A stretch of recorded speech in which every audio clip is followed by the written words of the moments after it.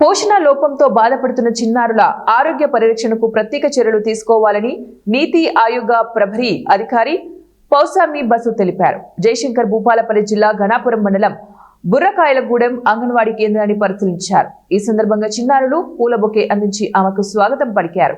చిన్నారులతో ఆప్యాయంగా మాట్లాడుతూ పోషణ లోపంతో బాధపడుతున్న చిన్నారుల వివరాలను అడిగి తెలుసుకున్నారు. జిల్లాలో ప్రస్తుతం 140 మంది చిన్నారులు పోషణ లోపంతో బాధపడుతున్నారని, వారికి తగిన వైద్య శిబిరాలు నిర్వహించి అవసరమైన పోషకాహారాన్ని అందించాలని ఆమె సూచించారు. అలాగే గర్భిణీలు, బాలింతలు, చిన్నారులకు అందిస్తున్న బాలామృతం గురించి, అలాగే కిషోర బాలికలకు పంపిణీ చేస్తున్న పల్లి, మిల్లెట్ చిక్కీలు వివరాలను కూడా అడిగి తెలుసుకున్నారు. జిల్లాలో మొత్తం 8550 మంది కిషోర బాలికలకు పల్లి, మిల్లెట్ చిక్కీలు అందిస్తున్నామని అధికారుల నుంచి సమాచారాన్ని అందుకున్న ఆమె సంతృప్తి వ్యక్తం చేశారు.